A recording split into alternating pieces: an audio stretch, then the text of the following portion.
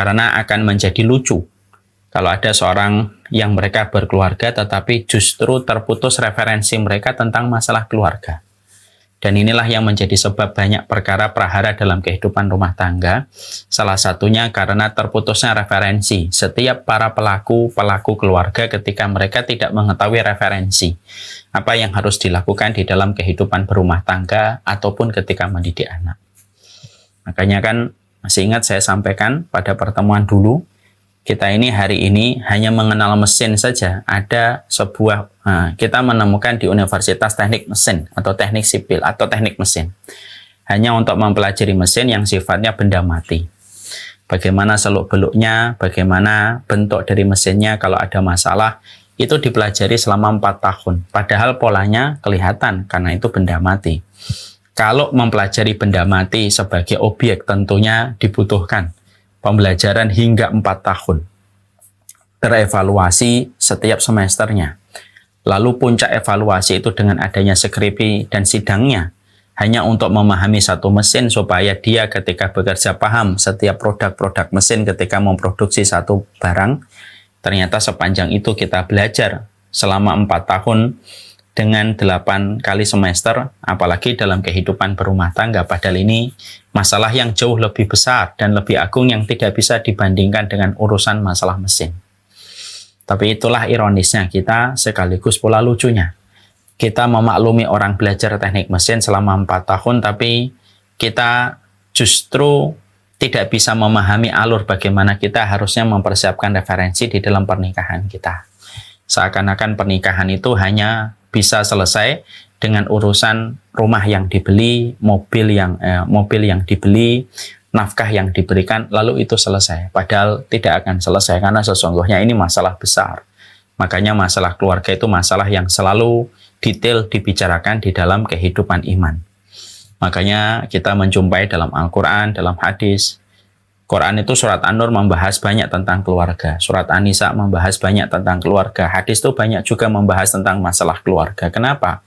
Karena ini masalah besar, bukan masalah kecil. Keluarga itu bukan hanya urusan biologis, tapi berkeluarga itu masalah urusan besar yang menjadi kebutuhan mendasar dalam kehidupan kita. Makanya kenikmatan surga pun sangat terkait dengan masalah keluarga, kan? Kenikmatan di surga itu sudah sering saya sampaikan. Kenikmatan di surga itu yang pertama bertemu dengan wajahnya Allah, yang kedua bercengkerama dengan para nabi dan para rasul, dan yang ketiga adalah ketika berjumpa kembali dengan keluarga, untuk menunjukkan betapa besarnya arti keluarga dalam kehidupan iman. Makanya membicarakan keluarga itu bukan membicarakan masalah remeh-temeh, tapi membicarakan masalah yang besar. Yang kedua, alasan kenapa kita harus membicarakan tentang prahara di dalam kehidupan rumah tangga, kaitannya dengan keberadaan dan posisi setan di dalam rumah tangga. Karena sesungguhnya menjaga keluarga kita dari segala macam pengaruh buruk bisikan setan yang bisa meluluh lantakan kehidupan keluarga, itu sama dengan kita menjaga sebuah mesin produksi yang akan menghasilkan kualitas-kualitas keturunan yang luar biasa. Karena keluarga itu kalau boleh kita ibaratkan mesin produksi. Dari mesin produksi bernama keluarga lahirlah pahlawan-pahlawan Islam. Lahirlah orang-orang yang luar biasa. Makanya keluarga yang harmonis yang disebut di dalam Quran dengan kata qurrata ayun adalah keluarga yang menghasilkan keturunan yang lebih berkualitas daripada keluarga yang broken home. Karena kondisi keluarga yang qurrata ayun itu akan mampu menjadikan waja'alna lil muttaqina imama. Masih ingatkan surat Al-Furqan 74 yang saya sampaikan pada pertemuan kita yang terakhir. Allah menyampaikan doa yang Allah cintai dari seorang hamba itu doa di dalam surat Al-Furqan 74. Sampai Allah abadikan di dalam Quran. Rabbana hablana min azwajina wa dzurriyyatina qurrata a'yun waj'alna lil muttaqina imama. Di dalam surat Al-Furqan 74 ini ada dua permintaan. Ya Allah, jadikanlah kami bersama dengan pasangan kami dan anak-anak kami qurrata ayun. Dan jadikanlah kami pemimpin bagi orang yang bertakwa. Dua permohonan ini seakan-akan tidak bertentangan. Salah, dua permohonan ini berkaitan erat. Kita tidak akan mungkin memiliki keturunan, memiliki suami yang mampu menjadi pemimpin bagi orang yang bertakwa, kalau kualitas keluarganya itu tidak menjadi keluarga qurrata ayun. Yang unik, ketika menyebutkan kata keluarga qurrata ayun yang pada permohonan yang pertama, wajah Rabbana hablana min azwajina. Sebelum menyebut keturunan, Allah meletakkan dulu kata min azwajina. Rabbana hablana min azwajina wa dzurriyyatina. Jadi dzurriyyah itu keturunan, azwajina itu adalah pasangan. Artinya adalah tidak mungkin anak kita menjadi qurrata ayun kalau pasangannya tidak qurrata ayun. Ya, karena ini adalah masalah sebuah mesin peradaban yang akan menghasilkan orang-orang yang luar biasa. Anak-anak kita yang taat kepada Allah itu dekat dengan keluarga yang qurrata ayun, dan para ulama di dalam Islam itu mereka lahir dari keluarga qurrata ayun. Maka inilah yang menjadikan kita berkebutuhan besar. Kita ini harus menjaga mesin produksi peradaban. Karena ketika suami istri saling menjaga, saling menahan diri dari perkara-perkara yang merusak kehidupan keluarga mereka, ketika mereka menyadari bahwasanya keluarga adalah mesin produksi peradaban, maka merekalah yang akan berkesempatan besar dan mendapatkan persentase besar bagaimana mereka memiliki keturunan qurrata ayun dan bagaimana memiliki keturunan dan pasangan yang menjadi pemimpin bagi orang yang bertakwa. Masya Allah ya. Jadi kalau ada seorang istri yang menahan diri untuk tidak mengikuti perasaan, lalu dia takzim kepada suaminya, ada suami yang memberikan kesabaran kepada istrinya dan memudahkan dirinya didapatkan ridhonya, maka Masya Allah, maka sesungguhnya mereka sedang berusaha mendapatkan keluarga qurrata ayun. Karena masalah itu bisa diselesaikan ketika sama-sama bersandar kepada keridhaan Allah yang mereka cari. Seorang suami bisa memaklumi kekurangan istri selama bukan dalam perkara besar kalau dia mengharapkan pahala di sisi Allah. Seorang istri akan menyadari dan memaklumi kekurangan dari suaminya, lalu tetap takzim dan hormat kepada suaminya ketika dia tahu bahwasanya yang dia harapkan adalah surga-surga yang akan memanggilnya kelak. Ketika suami istri mereka sudah menjadi qurrata ayun, ketika mereka paham keluarga itu ibadah, dan ibadah itu tidak selalu menjanjikan kepuasan. Makanya tadi saya mengatakan di awal, berkeluarga itu tidak menjanjikan kepuasan, tetapi berkeluarga itu menjanjikan keberkahan. Makanya ketika kita memahami itu, inilah yang kemudian menjadikan kita memahami betul. Ya. Makanya karena keluarga itu merupakan mesin produksi dari sebuah peradaban besar. Jadi kalau ibu dan bapak, terutama ibu-ibu, kalau malam melihat anaknya tidur, perhatikan ibu, dan mari kita mengevaluasi. Kebaikan kita bersama dengan pasangan kita akan memberikan persentase kebaikan untuk anak. Karena anak akan tenang ketika orang tuanya dalam kondisi yang dilihat itu tenang. Jadi kalau anak melihat orang tuanya rukun, berkomunikasi yang baik, maka anak tenang, tinggal bagaimana dia fokus apa yang harus dilakukan ketika masalah orang tuanya sudah selesai, ketika dia mendapatkan kenyamanan pada orang tuanya, ketika menjadi bagian dari keluarga. Tapi anak itu tidak akan bisa fokus apa yang menjadi kualitas dalam hidupnya, kalau yang dilihat dari bapak dan ibunya itu ada masalah yang tidak selesai-selesai, ada masalah yang tidak berujung. Anak tidak akan sempat memikirkan apa konsentrasi pada kualitas hidupnya. Karena apa? Karena dia akan terbebani dengan setiap pertengkaran yang didapatkan dan dia lihat serta dia peroleh dari pertengkaran orang tuanya. Dan itulah yang kemudian menjadikan kita harus mikir betul. Bapak, ibu, saya, istri saya ini mesin produksi peradaban. Makanya kita harus betul-betul menjaga kualitas qurrata ayun kita dulu. Sebelum anak kita harapkan menjadi qurrata ayun. Apa yang bisa dihasilkan dari anak qurrata ayun kalau orang tuanya tidak qurrata ayun? Bapak mencela istrinya, padahal dia tahu istrinya itu adalah ibu dari anaknya. Istrinya mencela bapaknya, padahal istrinya tahu bahwasanya suaminya itu adalah bapak dari anak-anaknya. Apa yang bisa dihasilkan dari keluarga yang saling mencela dan selalu mencari pembenaran dalam setiap pusaran masalah yang mereka jumpai? Maka itulah yang menjadikan alasan kedua kenapa membicarakan keluarga itu penting, mengkaji referensi pada setiap kajian keluarga itu penting, karena ini merupakan perkara yang besar. Ini berkaitan tentang mesin produksi besar. Mesin produksi itu adalah mesin produksi yang bernama keluarga, yang akan melahirkan keturunan-keturunan yang menjadi pemimpin di hadapan orang yang beriman.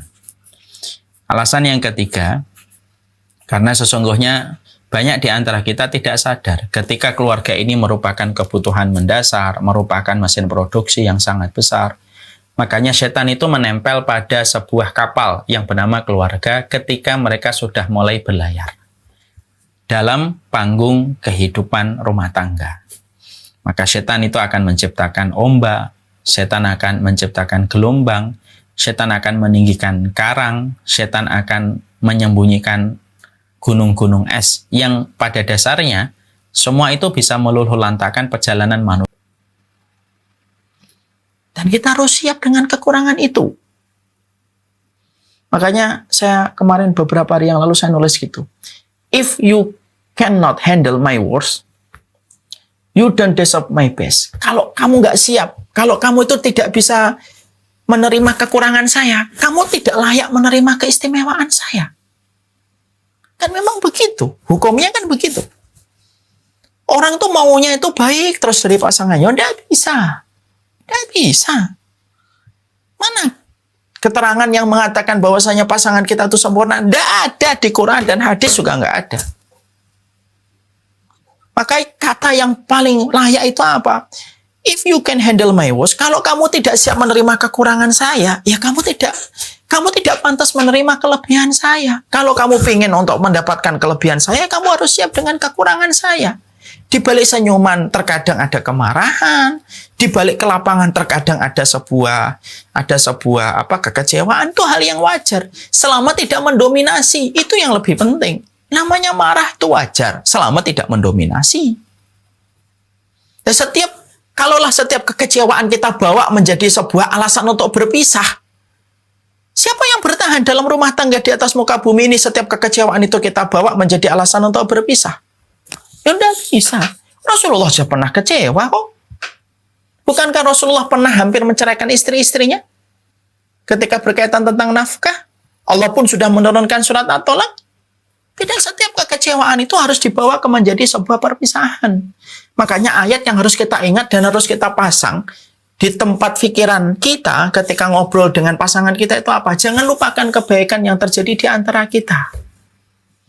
Makanya Syekh Ali Tontowi diterangkan di dalam kitabnya Syekh Umar Al-Muqbil hafidhahullah ta'ala 50 kaidah Quran. Syekh Ali Tontowi ini pernah mendapati pasangan yang ingin ngotot untuk bercerai. Berbagai macam nasihat diberikan kepada pasangan ini supaya mengurungkannya. Sampai akhirnya Syekh Ali Tontowi ini menyerah. Ya sudahlah, kalau memang sudah nggak bisa dikompromikan, bagaimana? Perceraian bagaimanapun adalah obat dari getirnya masalah ketika deadlock. Lalu Syekh Ali Tontowi membacakan tentang hukum-hukum talak. Sampai akhirnya melewati ayat surat Al-Baqarah 237. Wala tansawul fadla bainakum. Beliau berhenti di ayat ini lalu menceritakan. Ya, bagaimanapun kekecewaan kalian kepada pasangan, ini adalah orang-orang yang kemudian pernah terjadi manifestasi kebaikan di antara hubungan kalian. Loh, Masya Allah ya, ayat ini, betul memang Quran itu mukjizat ya. Dengan ayat ini, akhirnya pasangan itu mengurungkan niat untuk berpisah. Sang istri tidak menggugat suaminya, sang suami pun tidak lagi menggugat istrinya, karena mereka ingat bagaimana kebaikan yang pernah terjalin di antara keduanya.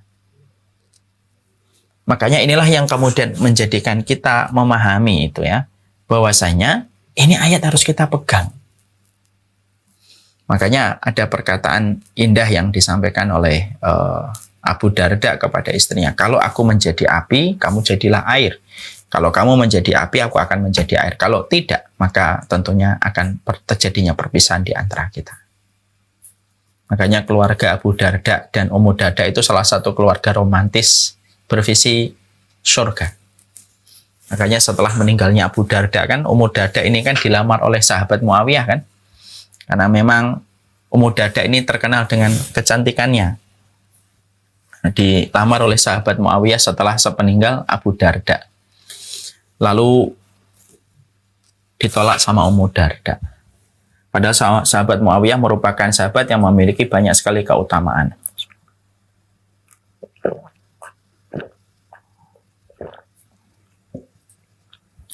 memiliki banyak sekali keutamaan. Maka kemudian ketika ditolak, maka sahabat Muawiyah berkata, apa kekurangan saya sampai kamu tidak menerima lamaran saya? Maka Murdadak berkata, tidak ada yang kurang dalam dirimu, wahai Muawiyah. Hanya saja aku ingin berjumpa kembali dengan Abu Darda dalam kehidupan di surga. Nah, ini merupakan salah satu di antara hal yang kita paham. Kecewa itu pasti ada atau tidak? Wah, ada. Masa nggak ada kecewa? Ya ada kecewa, pasti kecewa. Istri saya pasti kecewa dengan saya, pasti pernah ngelewatin kekecewaan. Sebagaimana saya juga ngelewatin kekecewaan. Bapak dan Ibu pasti pernah ngelewatin kekecewaan ketika ada satu harapan dan ekspektasi tidak kita peroleh dari pasangan kita. Tapi kekecewaan itu harusnya tidak boleh menghilangkan kebaikan yang pernah terjadi di antara berdua. Mungkin kita dalam kehidupan berumah tangga, 100 momen indah yang pernah kita lewati. Ada 3, 4, 5 momen ketika kita kecewa. Tidak boleh menghilangkan 95 momen indah yang pernah kita jalani. Dan setan itu, strateginya adalah melupakan, memberikan amnesia kepada setiap pasangan terhadap kebaikan yang pernah dilakukan oleh pasangan itu. Hanya kalau dia sudah lupa kebaikan dari pasangannya, ada kebaikan orang lain sedikit saja, maka dia langsung diingat kebaikan orang lain itu. Padahal kebaikan yang dia dapatkan dari pasangan itu jauh lebih banyak daripada apa yang diberikan sama orang lain. Nah, itulah yang menjadi sebab hal-hal yang menjadi perselingkuhan. Naudzubillah min dzalik. Ayat yang kedua, yang harusnya menjadi pegangan untuk kita di dalam pernikahan kita itu adalah, kalau tadi surat Al-Baqarah 237, maka yang berikutnya adalah Al-Baqarah 187. Ya, tadi 237, sekarang Al-Baqarah 187. Apa itu? Dalam rumah tangga itu kita harus paham, hunna libasul lakum wa antum libasul lahunna. Sesungguhnya mereka, istrimu itu pakaian bagi dirimu, dan dirimu pakaian bagi wanita. Artinya adalah, ayat ini harus dipegang nih. Bahwasanya ketika kita menikah itu berarti fungsinya salah satu istri kita itu adalah pasangan bagi kita, dan kita adalah pasangan bagi istri kita. Hunna libasul lakum wa antum libasul lahunna. Itu harus kita betul-betul mengerti. Jadi harus betul-betul kita pahami itu.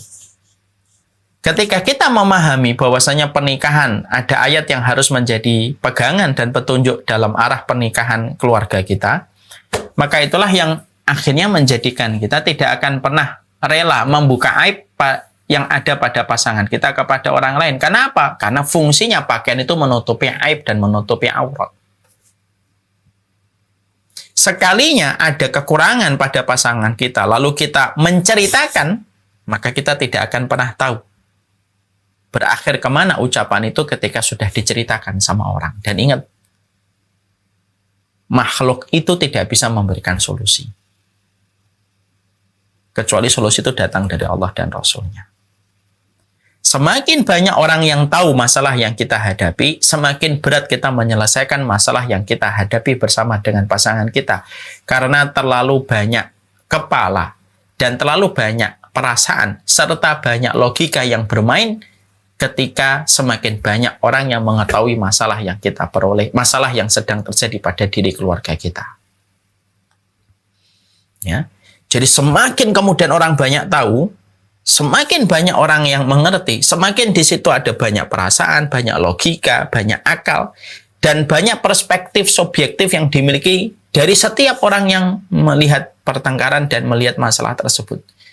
Makanya akhirnya apa? Semakin sulit untuk menyelesaikan masalah di dalam kehidupan berumah tangga kalau sudah terlalu banyak orang yang mengetahui.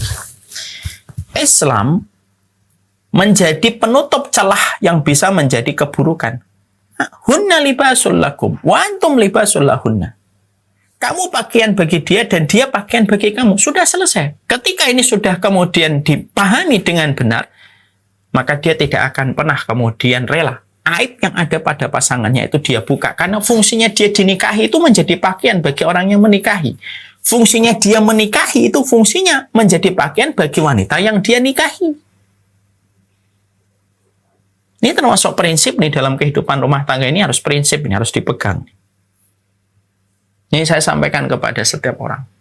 Jangan pernah menceritakan rahasia keluarga sama orang yang mana kita akan tertawan dengan rahasia kita ketika sudah kita ceritakan dengan orang lain. Makanya para ulama mengingatkan, kalau kamu menceritakan rahasia pada orang lain, kamu menjadi tawanan dari apa yang kamu ceritakan pada rahasia hidupmu. Makanya Imam Syafi'i lalu kemudian mengatakan, kalau ada orang sering curhat tentang masalah keluarganya sama orang lain, maka kalau kita melihat keumuman dari perkataan Imam Syafi'i adalah tashkur rahima ila ma la yarham. Kamu menceritakan masalah yang kemudian kamu jumpai, yang turun dari Allah, kamu meninggalkan Allah yang Maha Rahim, hanya berlari kepada makhluk yang terbatas rahimnya. Rahim itu kasih sayang. Dan tidak akan menyelesaikan masalah. Makanya ayat ya, yang pertama walatan sawul fadla bainakum, yang kedua hunna libasul lakum wa antum libasul lahunna. Ini dipegang. Karena setan itu tidak berkutik ketika terjadi perselisihan di antara keluarga, lalu mereka berkomitmen untuk menyelesaikan pelan-pelan dengan proses yang baik dan tidak menceritakan kepada orang lain kecuali kepada orang yang bisa memberikan perspektif syariat di dalam masalah yang mereka jumpai. Selebihnya dia tidak menceritakan masalah itu kepada siapapun, maka setan tidak bisa berkutik. Sulit dia untuk kemudian memasang jebakan-jebakan ketika masalah itu tidak melebar kemana-mana. Tapi setan mendapatkan amunisi ketika masalah itu sudah diketahui banyak orang. Akhirnya apa? Setiap orang ngomong. Coba lihat apa yang sedang viral dalam kehidupan sosial media beberapa tahun yang terakhir ini. Kalau kemudian kita melihat ada satu keluarga, kok sudah dikomentari netizen banyak, susah itu selesainya. Makanya jangan pernah terperangkap dengan berbagai macam aplikasi, yang mana aplikasi itu menyediakan angin surga dalam tanda kutip. Tetapi di balik angin surga tanda kutip itu ada sebuah lubang yang memperosokkan kita kepada kerusakan dalam masalah rumah tangga. Ketika kita sudah nyaman menceritakan masalah yang terjadi pada kehidupan keluarga itu di depan dan dibaca setiap orang. Makanya kalau ada orang nikah, lalu lebih senang dia untuk menceritakan apa yang terjadi pada hatinya, lalu ditempelkan pada lubang-lubang statusnya, hati-hati. Itu salah satu tanda hati yang jauh dari Allah. Lebih senang menceritakan masalahnya di depan orang dan dibaca orang, daripada kemudian dia bersandar kepada Allah dari apa yang kemudian dia lakukan, dari apa yang kemudian dia kerjakan. Makanya inilah yang kemudian menjadikan kita mengerti. Ini ayat yang kedua. Kabar saya hilang ya, Mas? Ya, bisa. Zoom-nya di-reconnect.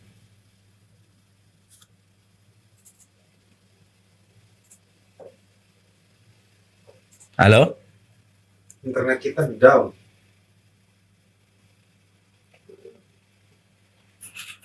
Ya. Belum di tempat saya?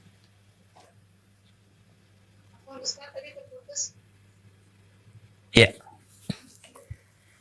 Kemudian yang ketiga, ya, ayat yang kemudian kita harus pegang tadi surat Al-Baqarah 237, yang kedua surat Al-Baqarah 187.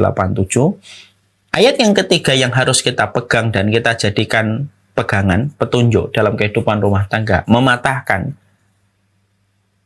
dari jerat-jerat setan dan menghentikan laju bom waktu yang dipasang oleh iblis dan setan, yaitu adalah surat An-Nisa 19. Allah menyampaikan pada surat An-Nisa 19, fa'in karihtumuhunna fa'asa an takrahu syai'an wa yaj'alallahu fihinna khairan katsira wa yaj'alallahu fihi khairan katsira.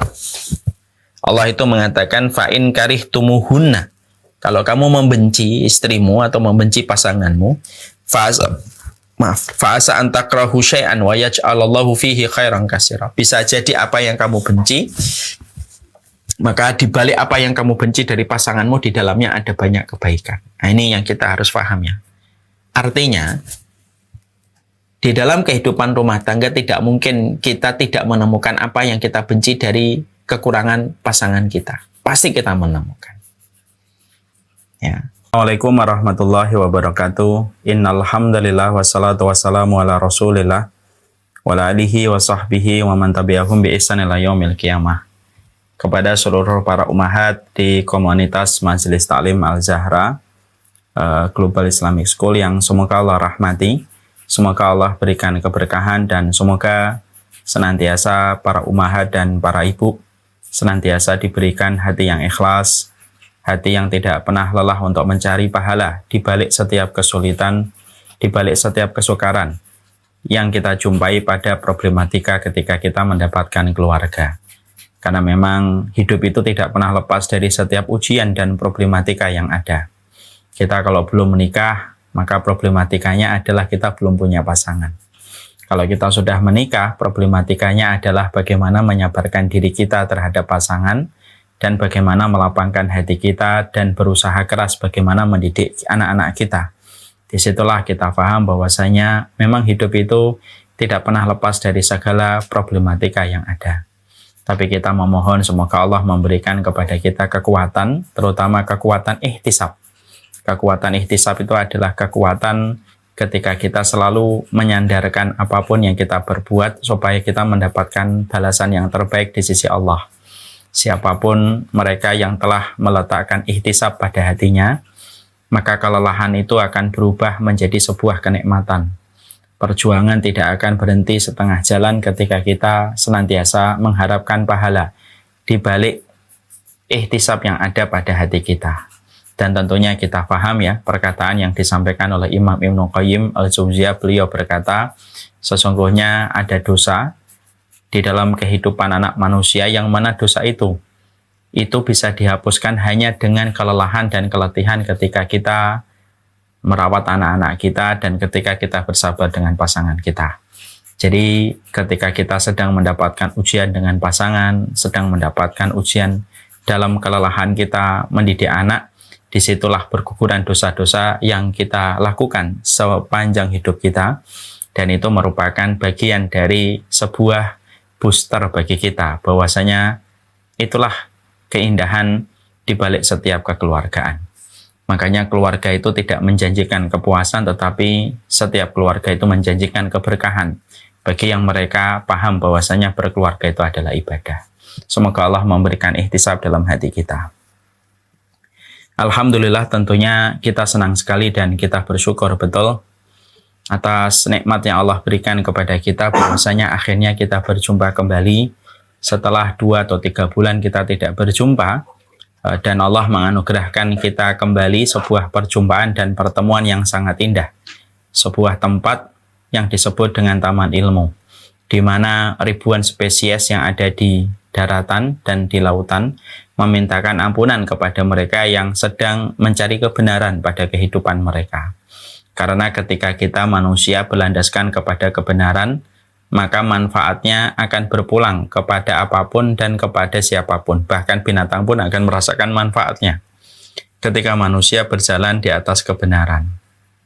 Dan kita senang sekali kita berkumpul pada hari yang mulia, pada satu pekan, di mana tidak ada matahari yang paling utama kecuali matahari yang terbit pada hari Jumat, dikumpulkan di sebuah taman yang Allah cintai, di mana para malaikat mengepakkan sayap-sayapnya, dan tentunya kita senang kita tidak sibuk dengan apa yang disajikan oleh sosial media, karena menyibukkan dengan nasihat yang datang dari Allah dan Rasul-Nya, maka itu merupakan tanda kelapangan hati dalam kehidupan kita. Orang yang sering membekali pikirannya dan hatinya dengan ilmu, dan tidak membekali pikirannya dengan berita, dan segala informasi simpang siur yang tidak pernah kita tahu yang benar dan yang salah itu bagaimana hari ini, lalu dia membekali dirinya dengan nasihat yang datang dari Allah dan Rasul-Nya, berarti itu merupakan salah satu di antara banyak kunci untuk melapangkan hati kita.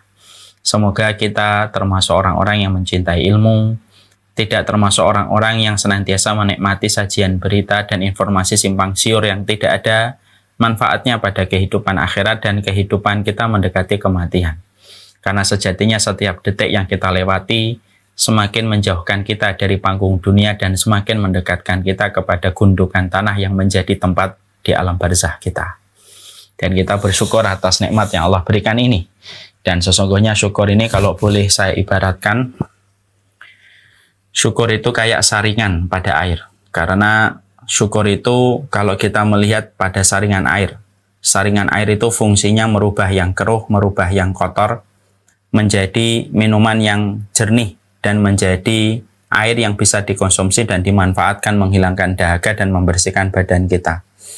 Kalau kita punya saringan di toren rumah kita atau di dalam rumah kita, maka kita bisa memanfaatkan banyak air, dan yang keruh itu menjadi bening, yang kotor itu menjadi bersih. Maka sesungguhnya analogi syukur pada hati kita itu kayak saringan.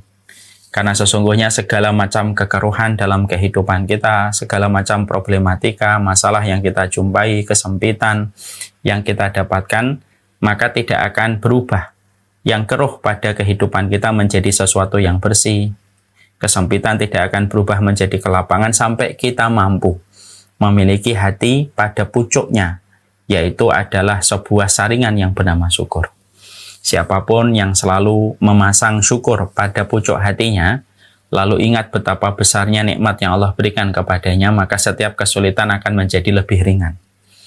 Maka setiap kesempitan akan menjadi lebih lapang. Karena sesuatu yang kecil menjadi besar pada kualitasnya ketika kita mampu senantiasa bersyukur. Kesenangan itu belum tentu memperoleh kebahagiaan. Berapa banyak orang yang senang tapi belum tentu bahagia. Makanya orang yang senang itu hanya bisa ketawa, tapi belum tentu hatinya tertawa. Kita menjumpai hari ini berapa banyak orang yang sering ketawa, terbahak-bahak, padahal hatinya sedang merana. Jiwanya sedang dalam kondisi sedih. Walaupun dia ketawa, walaupun dia pasang status memperlihatkan seakan-akan dia orang bahagia. Bahagia itu tidak bisa direkayasa. Karena memang kesenangan itu tidak menjanjikan kebahagiaan. Tapi bahagia itu adalah sesuatu yang ada pada hati kita. Dan itu didapatkan ketika kita selalu ingat betapa besarnya nikmat yang Allah telah berikan dalam kehidupan kita. Dan itulah yang menjadikan kita bersyukur setiap waktunya, setiap saatnya, sebagai sebuah saringan pada kehidupan kita. Orang yang senantiasa bersyukur, maka Allah akan titipkan segenggam rasa bahagia pada kehidupannya. Semoga kita senantiasa menjadi hamba yang selalu bersyukur kepada Allah dalam setiap langkah kehidupan kita. Kita pada kesempatan hari ini akan mencoba memberikan nasihat kepada diri kita masing-masing, terutama kepada diri saya, tentang masalah yang akan kita bahas. Tentang masalah yang akan kita bicarakan, yaitu adalah ada setan dalam kehidupan rumah tangga kita. Sebelum saya melanjutkan materi dari pembahasan terakhir yang sudah kita sampaikan beberapa bulan yang lalu, tentunya saya ingin kembali mengkuatkan dulu why-nya, kenapa kita kemudian harus membicarakan tentang masalah keluarga, kaitannya dengan prahara, yang kaitannya erat sekali dengan keberadaan setan di dalam kehidupan rumah tangga. Dengan mengetahui kenapa kita membicarakan ini, menjadikan kita akan menghargai setiap maklumat yang datang dari Allah, Rasul, dan para ulama tentang masalah ini ketika kita paham. Kenapa penting bagi kita mempelajari tentang masalah ini?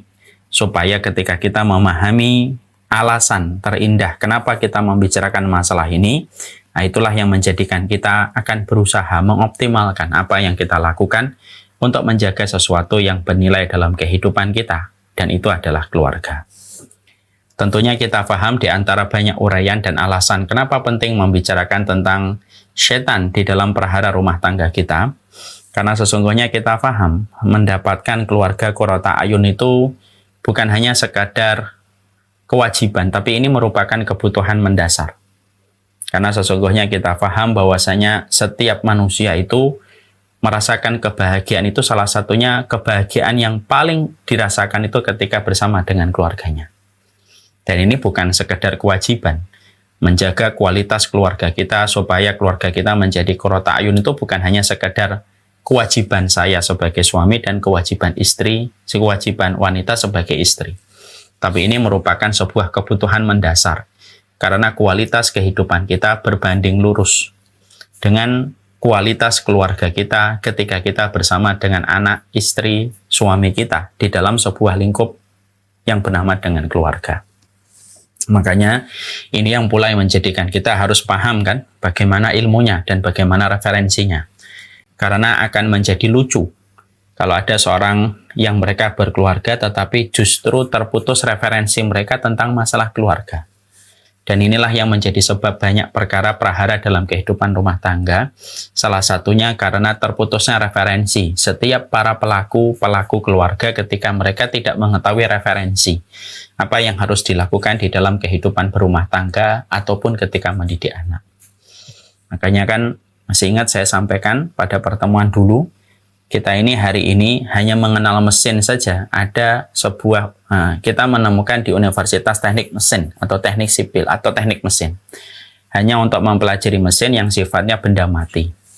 Bagaimana seluk-beluknya, bagaimana bentuk dari mesinnya kalau ada masalah, itu dipelajari selama 4 tahun. Padahal polanya kelihatan karena itu benda mati. Kalau mempelajari benda mati sebagai objek tentunya dibutuhkan pembelajaran hingga 4 tahun. Terevaluasi setiap semesternya. Lalu puncak evaluasi itu dengan adanya skripsi dan sidangnya. Hanya untuk memahami satu mesin supaya dia ketika bekerja paham setiap produk-produk mesin ketika memproduksi satu barang. Ternyata sepanjang itu kita belajar selama 4 tahun dengan 8 kali semester, apalagi dalam kehidupan berumah tangga. Padahal ini masalah yang jauh lebih besar dan lebih agung yang tidak bisa dibandingkan dengan urusan masalah mesin. Tapi itulah ironisnya kita sekaligus pula lucunya. Kita memaklumi orang belajar teknik mesin selama 4 tahun, tapi kita justru tidak bisa memahami alur bagaimana kita harusnya mempersiapkan referensi di dalam pernikahan kita. Seakan-akan pernikahan itu hanya bisa selesai dengan urusan rumah yang dibeli, mobil yang dibeli, nafkah yang diberikan, lalu itu selesai. Padahal tidak akan selesai karena sesungguhnya ini masalah besar. Makanya masalah keluarga itu masalah yang selalu detail dibicarakan di dalam kehidupan iman. Makanya kita menjumpai dalam Al-Quran, dalam hadis. Quran itu surat An-Nur membahas banyak tentang keluarga. Surat An-Nisa membahas banyak tentang keluarga. Hadis itu banyak juga membahas tentang masalah keluarga. Kenapa? Karena ini masalah besar, bukan masalah kecil. Keluarga itu bukan hanya urusan biologis, tapi berkeluarga itu masalah urusan besar yang menjadi kebutuhan mendasar dalam kehidupan kita. Makanya kenikmatan surga pun sangat terkait dengan masalah keluarga, kan? Kenikmatan di surga itu sudah sering saya sampaikan. Kenikmatan di surga itu yang pertama bertemu dengan wajahnya Allah, yang kedua bercengkrama dengan para nabi dan para rasul, dan yang ketiga adalah ketika berjumpa kembali dengan keluarga, untuk menunjukkan betapa besarnya arti keluarga dalam kehidupan iman. Makanya membicarakan keluarga itu bukan membicarakan masalah remeh-temeh, tapi membicarakan masalah yang besar. Yang kedua, alasan kenapa kita harus membicarakan tentang prahara di dalam kehidupan rumah tangga, kaitannya dengan keberadaan dan posisi setan di dalam rumah tangga.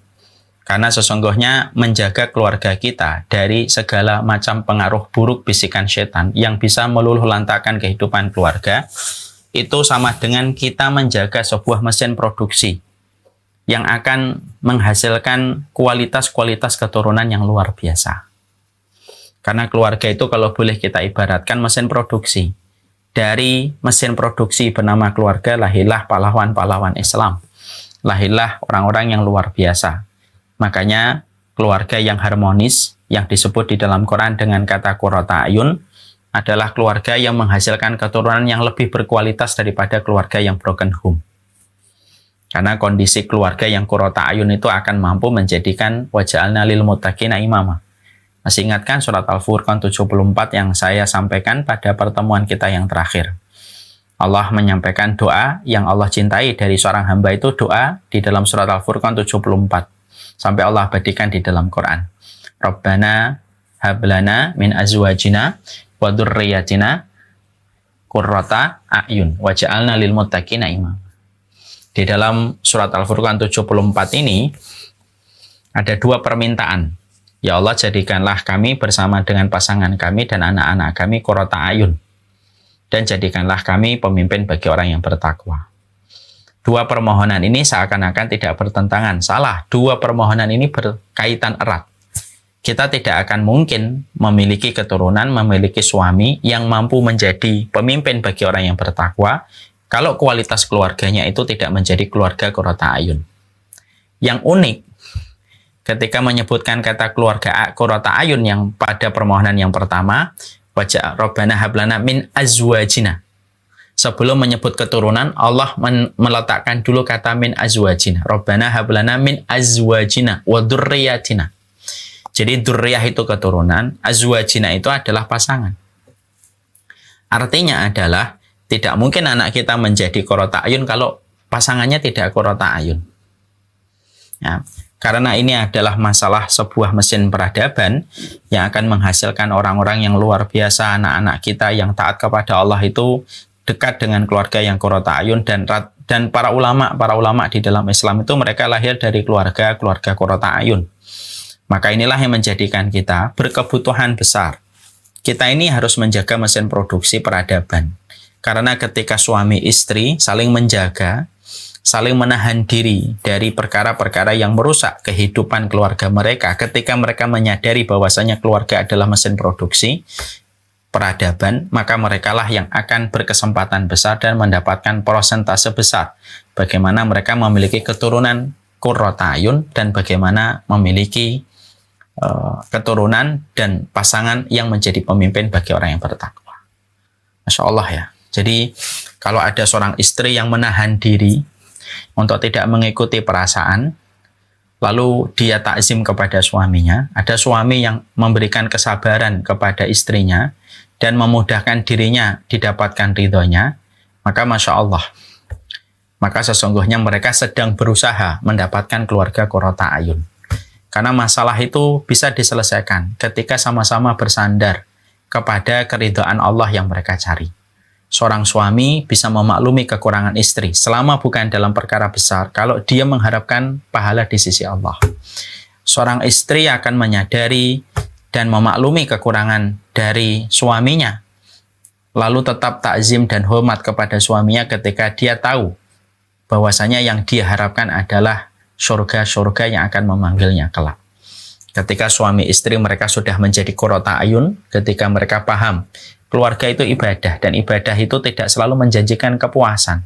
Makanya tadi saya mengatakan di awal, berkeluarga itu tidak menjanjikan kepuasan, tetapi berkeluarga itu menjanjikan keberkahan. Makanya ketika kita memahami itu, inilah yang kemudian menjadikan kita memahami betul. Ya. Makanya karena keluarga itu merupakan mesin produksi dari sebuah peradaban besar. Jadi kalau ibu dan bapak, terutama ibu-ibu, kalau malam melihat anaknya tidur, perhatikan ibu dan mari kita mengevaluasi. Kebaikan kita bersama dengan pasangan kita akan memberikan persentase kebaikan untuk anak. Karena anak akan tenang ketika orang tuanya dalam kondisi yang dilihat itu tenang. Jadi kalau anak melihat orang tuanya rukun, berkomunikasi yang baik, maka anak tenang, tinggal bagaimana dia fokus apa yang harus dilakukan ketika masalah orang tuanya sudah selesai, ketika dia mendapatkan kenyamanan pada orang tuanya, ketika menjadi bagian dari keluarga. Tapi anak itu tidak akan bisa fokus apa yang menjadi kualitas dalam hidupnya, kalau yang dilihat dari bapak dan ibunya itu ada masalah yang tidak selesai-selesai, ada masalah yang tidak berujung. Anak tidak akan sempat memikirkan apa konsentrasi pada kualitas hidupnya. Karena apa? Karena dia akan terbebani dengan setiap pertengkaran yang didapatkan dan dia lihat serta dia peroleh dari pertengkaran orang tuanya. Dan itulah yang kemudian menjadikan kita harus mikir betul. Bapak, ibu, saya, istri saya ini mesin produksi peradaban. Makanya kita harus betul-betul menjaga kualitas qurrata ayun kita dulu. Sebelum anak kita harapkan menjadi qurrata ayun. Apa yang bisa dihasilkan dari anak qurrata ayun kalau orang tuanya tidak qurrata ayun? Bapak mencela istrinya, padahal dia tahu istrinya itu adalah ibu dari anaknya. Istrinya mencela bapaknya, padahal istrinya tahu bahwasanya suaminya itu adalah bapak dari anak-anaknya.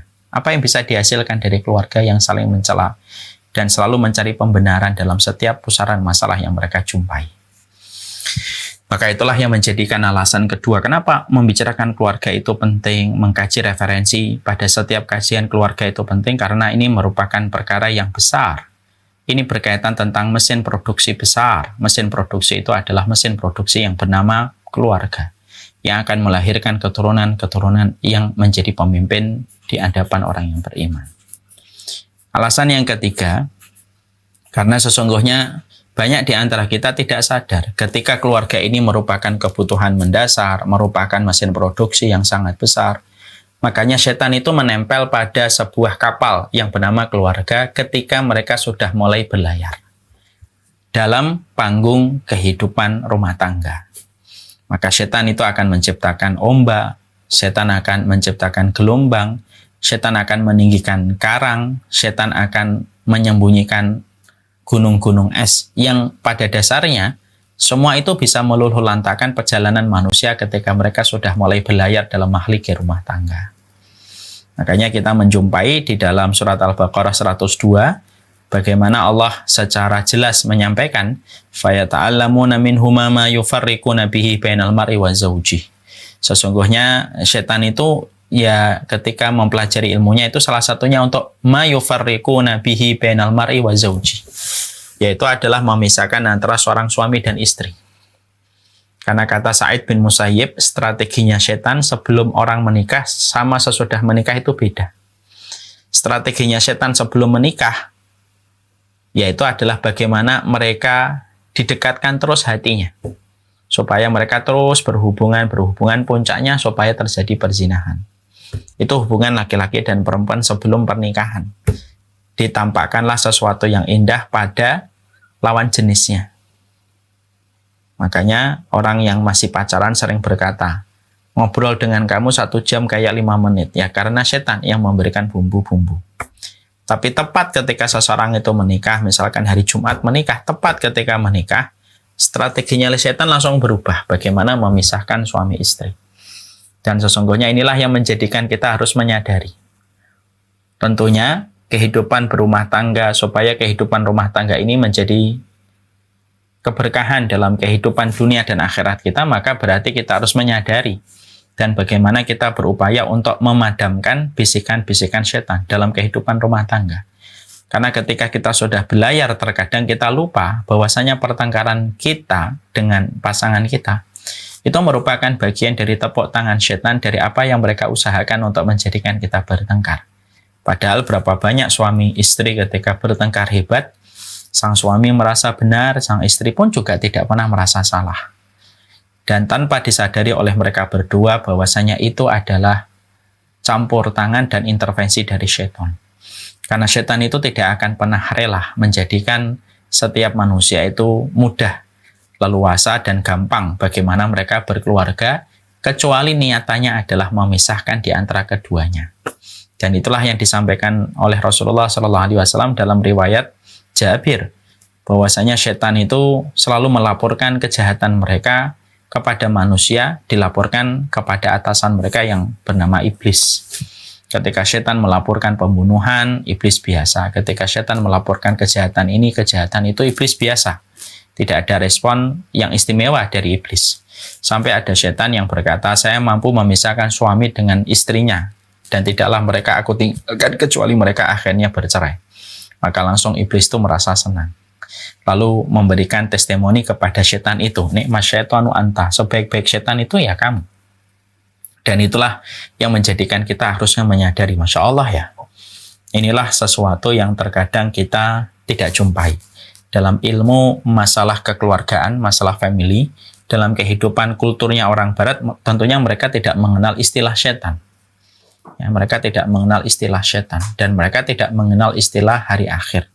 Makanya membicarakan keluarga hanya dari insight seorang psikolog yang tidak dekat dengan Islam, maka insight-nya itu tentunya tidak sempurna, bukan tidak baik. Mungkin baik, tapi tidak sempurna. Tetapi insight yang kita butuhkan dalam kehidupan rumah tangga itu ya dari orang-orang yang itu datang dari Allah dan Rasul-Nya. Dan tentunya memadamkan cahaya, memadamkan bisikan setan itu, yaitu adalah ketika kita berusaha melihat kembali referensi-referensi yang kita harus ketahui dan harusnya kita gali, supaya kemudian betul-betul mampu memadamkan api sekam yang dipasang oleh setan, mampu menghentikan bom waktu yang dipasang oleh setan. Karena setan itu meletakkan bom waktu dalam kehidupan rumah tangga, dan bom waktu itu bisa meledak. Klimaks ledakan itu adalah memisahkan suami dan istri. Naudzubillah min dzalik. Makanya inilah yang kemudian menjadikan kita memahami bahwasanya ada beberapa hal yang harus dilakukan dan dikerjakan supaya kemudian pernikahan kita betul-betul menjadi pernikahan yang mampu memadamkan, ya, memadamkan api sekam yang dipasang jebakannya oleh setan, mampu menghentikan laju bom waktu yang dipasang oleh iblis di dalam kehidupan berumah tangga.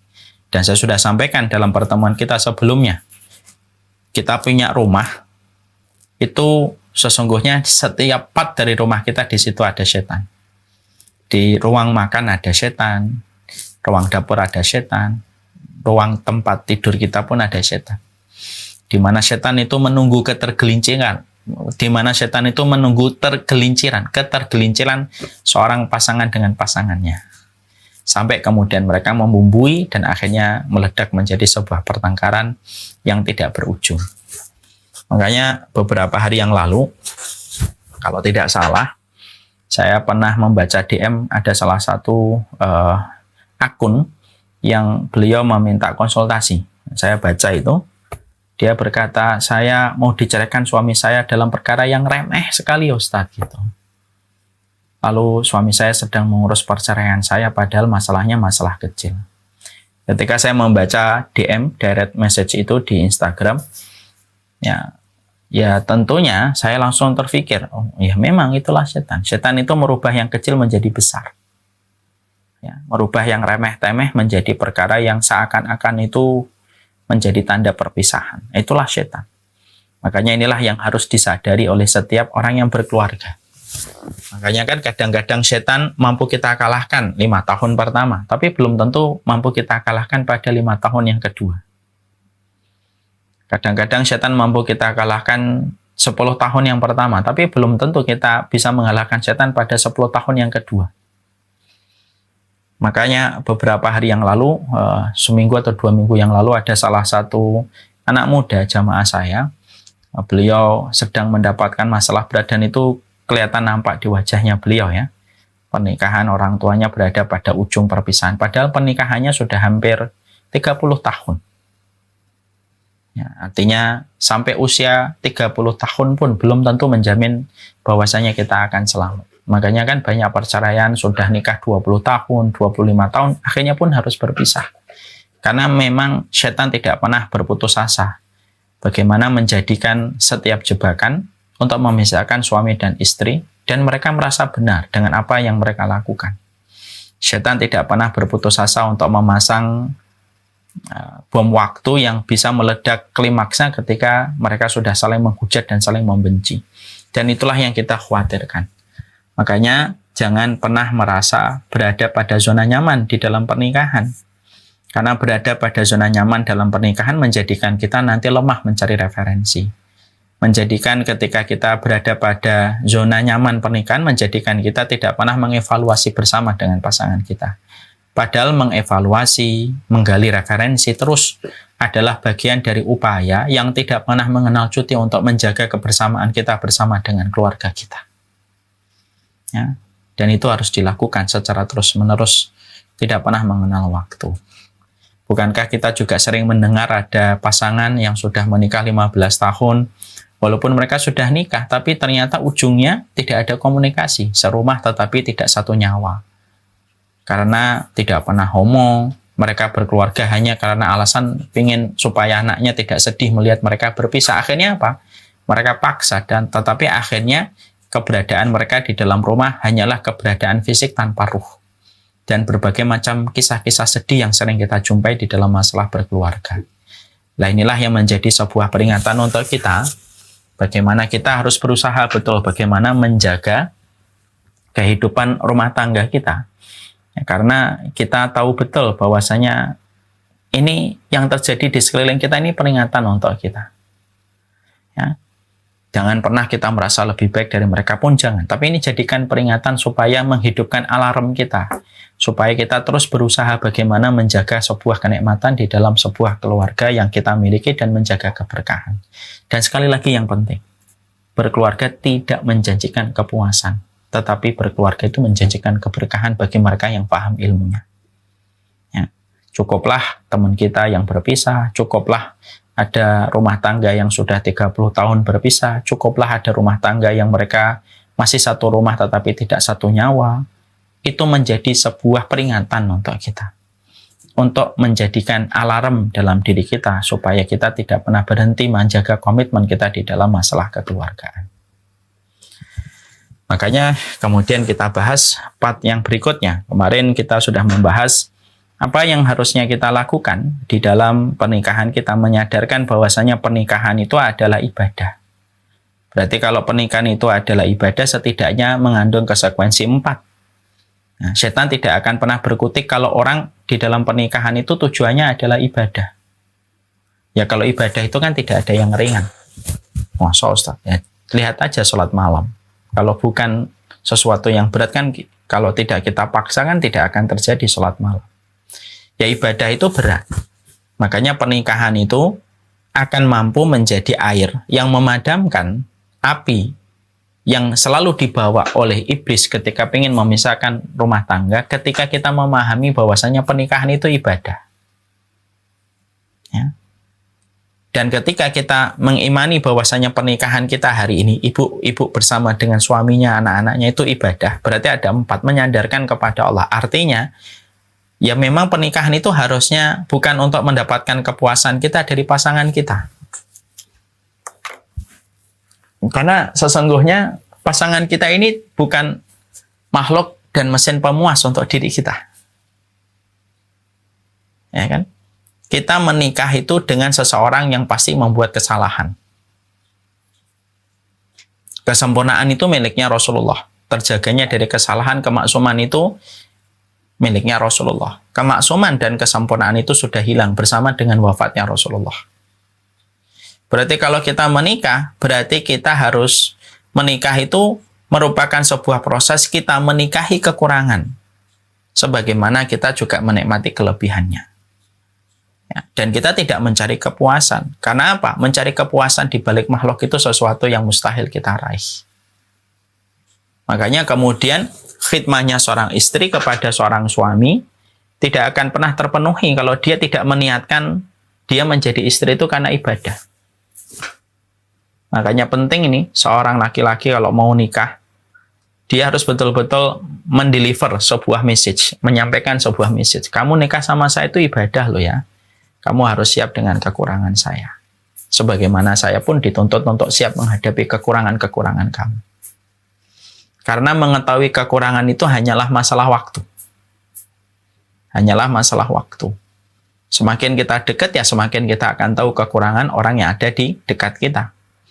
Dan tidak ada yang bisa mengalahkan sikap legowo terhadap kekurangan kecuali orang yang berharap pada sesuatu yang besar, yaitu adalah pahala di sisi Allah.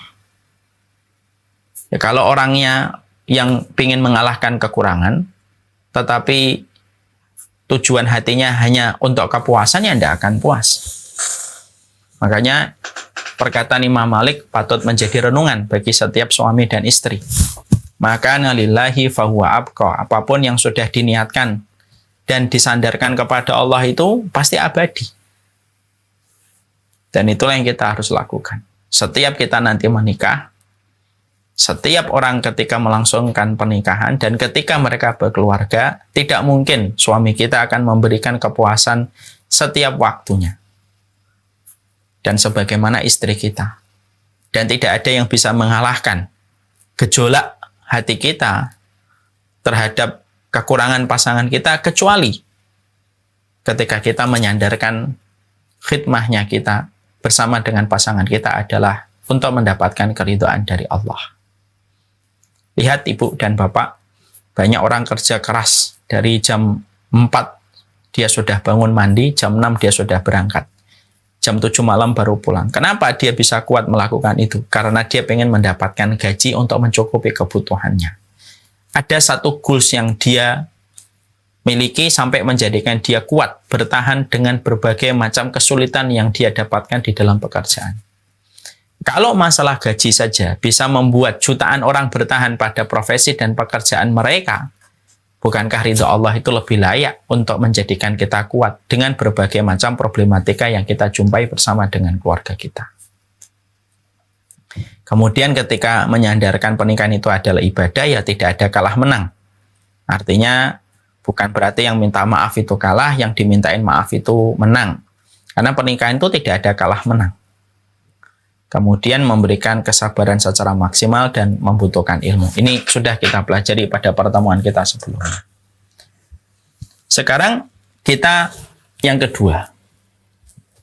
Apa yang kita harus lakukan sebagai bagian dari sebuah keluarga supaya kita mampu menghentikan setiap menit dari sebuah mesin bom waktu yang dipasang oleh iblis yang bisa menghancurkan kualitas keluarga kita bersama dengan pasangan kita ketika kita telah dipertemukan oleh Allah.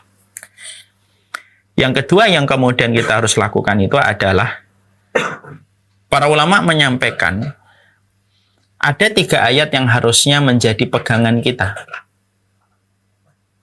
Jadi ada 3 ayat yang menjadi pegangan kalau kita melihat wasiat yang ditinggalkan oleh Rasulullah, wasiat yang ditinggalkan oleh Allah di dalam keluarga. Apa itu 3 ayat yang harusnya selalu menjadi moto kehidupan setiap pasangan di dalam berkeluarga? Karena 3 ayat ini kalau diamalkan tidak akan pernah berkutik seluruh jerat, perangkap, dan strateginya setan. Dan terkadang justru ketika kita menikah itu justru kita malah melupakan 3 ayat ini. Ya tidak hafal, tidak paham artinya, dan akhirnya tidak ngerti apa yang harus dilakukan. Apa 3 ayat yang harus dipegang, Ustaz? Kalau kemudian kita melangsungkan sebuah pernikahan. Supaya ini bisa menjadi sebuah penguat. Karena mendapatkan sebuah keluarga yang betul-betul qurrata ayun itu kan berarti kita harus memaksimalkan proses yang kita harus kerjakan. 3 ayat ini ada 3. Yang pertama, yaitu adalah wala tansawul fadla bainakum. Ya. Jadi kemudian yang pertama itu adalah bagaimana kita di dalam surat Al-Baqarah 237 kita ini harus ingat di dalam pernikahan wala tansawul fadla bainakum. Jangan melupakan kebaikan yang pernah terjadi di antara kalian. Ibu-ibu, kalau nanti membuka surat Al-Baqarah 237, ayat itu menceritakan tentang talak, perceraian. Di sela-sela Allah menjelaskan hukum perceraian yang memang diperbolehkan ketika memang tidak lagi bisa mewujud menjadi kemaslahatan antara pasangan berdua, maka Allah menyelipkan sebuah narasi yang indah dari ayat yang Allah sampaikan. Wala tansawul fadla bainakum. Jangan melupakan kebaikan yang pernah terjadi di antara kalian. Karena inilah yang kemudian kita sering lupakan di dalam masalah kehidupan berumah tangga. Betul, memang kehidupan berumah tangga itu tidak lepas dari berbagai macam kesalahan. Siapa sih manusia di atas muka bumi ini yang tidak melakukan kesalahan? Tidak ada. Siapa di antara manusia itu yang kemudian mereka itu tidak melakukan kekurangan dan tidak memiliki kekurangan? Tidak ada. Tidak ada. Ya. Makanya kemudian Allah ketika mengetahui bahwasanya suami istri itu pasti di dalam kehidupan rumah tangga memiliki kekurangan dan memiliki kesalahan dalam jejak langkah kehidupan berumah tangga, Allah tidak nyuruh kita untuk ingatlah kesalahannya. Tidak.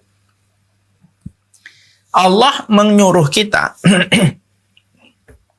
Mas, bisa ada air nggak, Mas? Allah menyuruh kita untuk kemudian ingat kepada sebuah kata yang disampaikan oleh Allah. Wala tansawul fadla bainakum. Jangan lupa kebaikan yang pernah terjadi di antara kalian. Karena sesungguhnya setan itu berusaha menjadikan setiap manusia ketika berumah tangga itu memiliki amnesia terhadap kebaikan yang pernah dilakukan oleh pasangannya. Terutama wanita. Paling cepat lupa kebaikan seorang suami. Tanpa menafikan suami juga semacam itu. Tapi memang secara secara hukum memang dijelaskan bahwasanya wanita itu yang paling cepat lupa kebaikan dari sang suami. Makanya karena dia lupa kebaikan suami itulah yang menjadikan dia mengkufuri kebaikan suami. Makanya kemudian setiap terjadi dalam sebuah rumah tangga, terjadi sebuah kekecewaan yang terjadi, maka kemudian adalah yang harus dilakukan adalah bagaimana kita harus ingat gitu. Apa sih keutamaan yang pernah terjadi di antara kita dengan pasangan kita? Karena itulah yang akan menjadikan seseorang itu bertahan. Makanya maaf ya Bu, saya itu di tim saya, mulai beberapa bulan terakhir ini, saya itu selalu ngomong, apapun yang nanti terjadi dalam hubungan muamalah kita, ingat ya pada hari ketika kita pertama kali dipertemukan oleh Allah dan ketika kita melewati banyak hal bahagia. Karena apa? Kekecewaan itu pasti datang. Manusia itu pasti punya kecewa karena dia punya ekspektasi. Tapi juga kita harus ingat, orang yang ada di sekitar kita itu bukan mesin yang bisa memuaskan setiap ekspektasi kita. Sama, suami dan istri kita itu bukan mesin yang bisa memuaskan setiap ekspektasi dan keinginan kita. Wala tansawul fadla bainakum. Makanya kemudian adalah jangan lupa kebaikannya. Karena pasti ada kebaikan yang pernah ditorehkan. Dan ini kemudian kata Allah di dalam surat Al-Baqarah 237 itu diletakkan oleh Allah ketika Allah menjelaskan hukum tentang masalah talak. Seakan-akan dia menjadi obat dari kuatnya kekecewaan dan kegetiran manusia ketika mereka merasakan kekurangan pada diri pasangannya. Dan kita harus siap dengan kekurangan itu. Makanya saya kemarin beberapa hari yang lalu saya nulis gitu. If you cannot handle my worst, you don't deserve my best. Kalau kamu nggak siap, kalau kamu itu tidak bisa menerima kekurangan saya, kamu tidak layak menerima keistimewaan saya. Kan memang begitu, hukumnya kan begitu. Orang tuh maunya itu baik terus dari pasangannya, nggak bisa. Nggak bisa. Mana keterangan yang mengatakan bahwasanya pasangan kita itu sempurna? Nggak ada di Quran dan hadis juga nggak ada. Maka kata yang paling layak itu apa?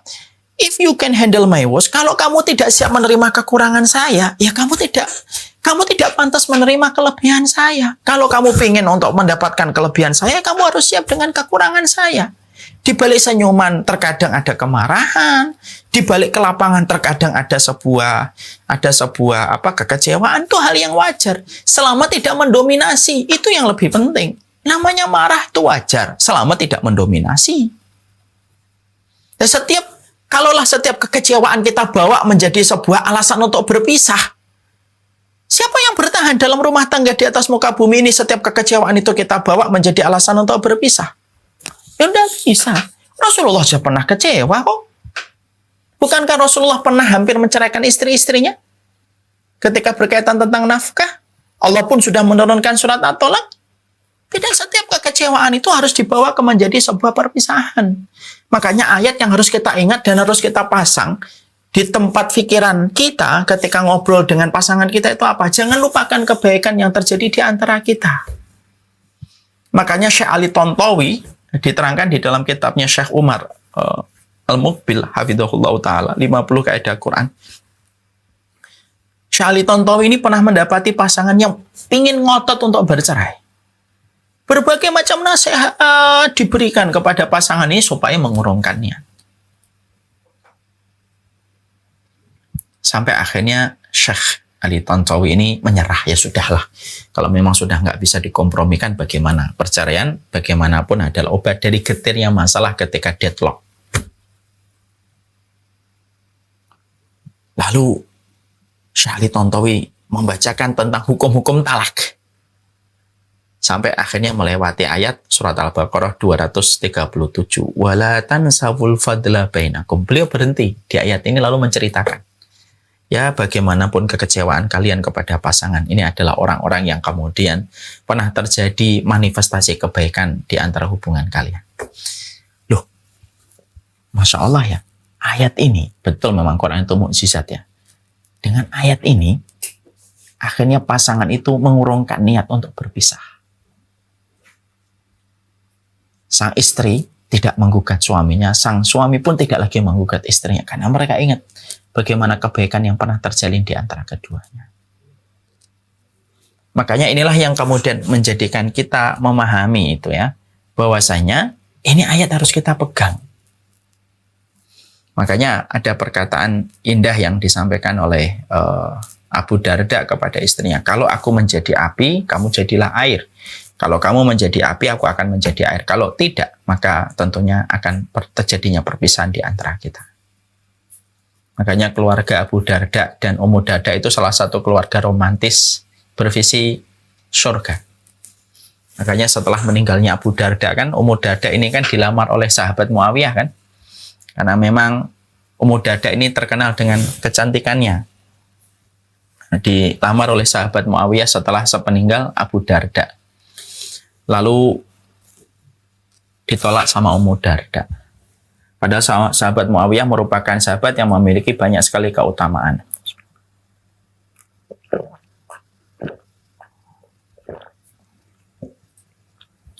Memiliki banyak sekali keutamaan. Maka kemudian ketika ditolak, maka sahabat Muawiyah berkata, apa kekurangan saya sampai kamu tidak menerima lamaran saya? Maka Ummu Darda berkata, tidak ada yang kurang dalam dirimu, wahai Muawiyah. Hanya saja aku ingin berjumpa kembali dengan Abu Darda dalam kehidupan di surga. Nah, ini merupakan salah satu di antara hal yang kita paham. Kecewa itu pasti ada atau tidak? Wah, ada. Masa nggak ada kecewa? Nggak ada kecewa, pasti kecewa. Istri saya pasti kecewa dengan saya, pasti pernah ngelewatin kekecewaan, sebagaimana saya juga ngelewatin kekecewaan. Bapak dan Ibu pasti pernah ngelewatin kekecewaan ketika ada satu harapan dan ekspektasi tidak kita peroleh dari pasangan kita. Tapi kekecewaan itu harusnya tidak boleh menghilangkan kebaikan yang pernah terjadi di antara berdua.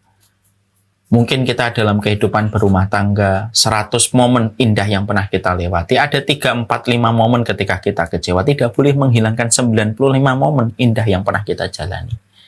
Dan setan itu, strateginya adalah melupakan, memberikan amnesia kepada setiap pasangan terhadap kebaikan yang pernah dilakukan oleh pasangan itu. Hanya kalau dia sudah lupa kebaikan dari pasangannya, ada kebaikan orang lain sedikit saja, maka dia langsung diingat kebaikan orang lain itu. Padahal kebaikan yang dia dapatkan dari pasangan itu jauh lebih banyak daripada apa yang diberikan sama orang lain. Nah, itulah yang menjadi sebab hal-hal yang menjadi perselingkuhan. Naudzubillah min dzalik. Ayat yang kedua yang harusnya menjadi pegangan untuk kita di dalam pernikahan kita itu adalah, kalau tadi surat Al-Baqarah 237, maka yang berikutnya adalah Al-Baqarah 187. Ya, tadi 237, sekarang Al-Baqarah 187. Apa itu? Dalam rumah tangga itu kita harus paham, hunna libasul lakum wa antum libasul lahunna. Sesungguhnya mereka, istrimu itu pakaian bagi dirimu, dan dirimu pakaian bagi wanita. Artinya adalah, ayat ini harus dipegang nih. Bahwasanya ketika kita menikah itu berarti fungsinya salah satu istri kita itu adalah pasangan bagi kita, dan kita adalah pasangan bagi istri kita. Hunna libasul lakum wa antum libasul lahunna. Itu harus kita betul-betul mengerti. Jadi harus betul-betul kita pahami itu. Ketika kita memahami bahwasanya pernikahan ada ayat yang harus menjadi pegangan dan petunjuk dalam arah pernikahan keluarga kita, maka itulah yang akhirnya menjadikan kita tidak akan pernah rela membuka aib yang ada pada pasangan kita kepada orang lain. Kenapa? Karena fungsinya pakaian itu menutupi aib dan menutupi aurat. Sekalinya ada kekurangan pada pasangan kita, lalu kita menceritakan, maka kita tidak akan pernah tahu berakhir kemana ucapan itu ketika sudah diceritakan sama orang. Dan ingat, makhluk itu tidak bisa memberikan solusi, kecuali solusi itu datang dari Allah dan Rasul-Nya. Semakin banyak orang yang tahu masalah yang kita hadapi, semakin berat kita menyelesaikan masalah yang kita hadapi bersama dengan pasangan kita. Karena terlalu banyak kepala dan terlalu banyak perasaan serta banyak logika yang bermain ketika semakin banyak orang yang mengetahui masalah yang kita peroleh, masalah yang sedang terjadi pada diri keluarga kita. Ya. Jadi semakin kemudian orang banyak tahu, semakin banyak orang yang mengerti, semakin di situ ada banyak perasaan, banyak logika, banyak akal, dan banyak perspektif subjektif yang dimiliki dari setiap orang yang melihat pertengkaran dan melihat masalah tersebut. Makanya akhirnya apa? Semakin sulit untuk menyelesaikan masalah di dalam kehidupan berumah tangga kalau sudah terlalu banyak orang yang mengetahui. Islam menjadi penutup celah yang bisa menjadi keburukan. Hunna libasul lakum wa antum libasul lahunna. Kamu pakaian bagi dia dan dia pakaian bagi kamu. Sudah selesai. Ketika ini sudah kemudian dipahami dengan benar, maka dia tidak akan pernah kemudian rela aib yang ada pada pasangannya itu dia buka. Karena fungsinya dia dinikahi itu menjadi pakaian bagi orang yang menikahi. Fungsinya dia menikahi itu fungsinya menjadi pakaian bagi wanita yang dia nikahi. Ini termasuk prinsip nih dalam kehidupan rumah tangga ini, harus prinsip ini harus dipegang. Ini saya sampaikan kepada setiap orang. Jangan pernah menceritakan rahasia keluarga sama orang yang mana kita akan tertawan dengan rahasia kita ketika sudah kita ceritakan dengan orang lain. Makanya para ulama mengingatkan, kalau kamu menceritakan rahasia pada orang lain, kamu menjadi tawanan dari apa yang kamu ceritakan pada rahasia hidupmu. Makanya Imam Syafi'i lalu kemudian mengatakan, kalau ada orang sering curhat tentang masalah keluarganya sama orang lain, maka kalau kita melihat keumuman dari perkataan Imam Syafi'i adalah tashkur rahima ila ma la yarham. Kamu menceritakan masalah yang kemudian kamu jumpai, yang turun dari Allah, kamu meninggalkan Allah yang Maha Rahim, hanya berlari kepada makhluk yang terbatas rahimnya. Rahim itu kasih sayang. Dan tidak akan menyelesaikan masalah. Makanya ayat ya, yang pertama walatan sawul fadla bainakum, yang kedua hunna libasul lakum wa antum libasul lahunna. Ini dipegang. Karena setan itu tidak berkutik ketika terjadi perselisihan di antara keluarga, lalu mereka berkomitmen untuk menyelesaikan pelan-pelan dengan proses yang baik dan tidak menceritakan kepada orang lain kecuali kepada orang yang bisa memberikan perspektif syariat di dalam masalah yang mereka jumpai. Selebihnya dia tidak menceritakan masalah itu kepada siapapun, maka setan tidak bisa berkutik. Sulit dia untuk kemudian memasang jebakan-jebakan ketika masalah itu tidak melebar kemana-mana. Tapi setan mendapatkan amunisi ketika masalah itu sudah diketahui banyak orang. Akhirnya apa? Setiap orang ngomong. Coba lihat apa yang sedang viral dalam kehidupan sosial media beberapa tahun yang terakhir ini. Kalau kemudian kita melihat ada satu keluarga, kok sudah dikomentari netizen banyak, susah itu selesainya. Makanya jangan pernah terperangkap dengan berbagai macam aplikasi, yang mana aplikasi itu menyediakan angin surga dalam tanda kutip. Tetapi di balik angin surga tanda kutip itu ada sebuah lubang yang memperosokkan kita kepada kerusakan dalam masalah rumah tangga. Ketika kita sudah nyaman menceritakan masalah yang terjadi pada kehidupan keluarga itu di depan dan dibaca setiap orang. Makanya kalau ada orang nikah lalu lebih senang dia untuk menceritakan apa yang terjadi pada hatinya, lalu ditempelkan pada lubang-lubang statusnya, hati-hati. Itu salah satu tanda hati yang jauh dari Allah.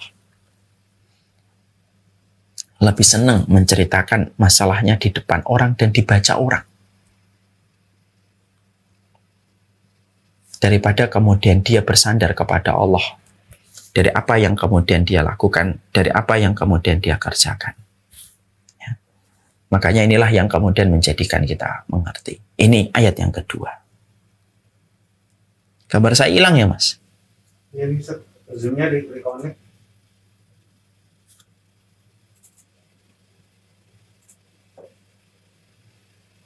Halo? Internet kita down.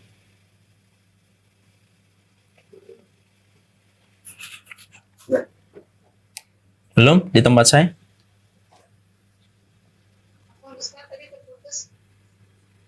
Ya. Kemudian yang ketiga, ya, ayat yang kemudian kita harus pegang tadi surat Al-Baqarah 237, yang kedua surat Al-Baqarah 187.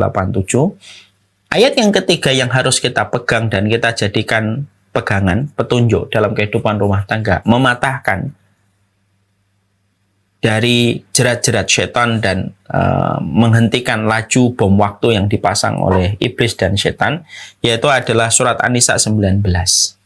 Allah menyampaikan pada surat An-Nisa 19, fa in karihtumuhunna fa asa an takrahu syai'an wa yaj'alallahu fihinna khairan katsira wa yaj'alallahu fihi khairan katsira.